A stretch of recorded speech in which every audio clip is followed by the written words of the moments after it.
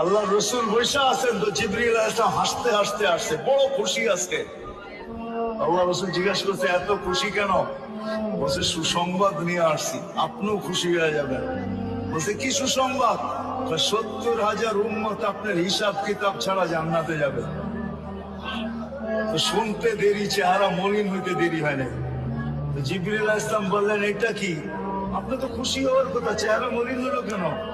মাত্র 70,000, আমার সাহাবী তো 1.25 লক্ষ, কিয়ামত পর্যন্ত উম্মতের কি হবে? এই জন্য চেহারা মলিন। আপনি কি নিতে রাজি না? নিতে রাজি না এই কথা বলতেছি না, কিন্তু ভাবতে হবে এটা বলতে পারি। ভাইবা দেখি নিব কি নিব না। পাশে ওমর রাদিয়াল্লাহু তাআলা আনহু বসা, বলছে ওমর নিব 70,000 বিনা হিসাব কিতাবে জান্নাতে যাবে। যেমন ওস্তাদ তেমনই তো ছাত্র হয়, পীর যেমন মুরিদ হতো এমনই হয়, ঠিক না?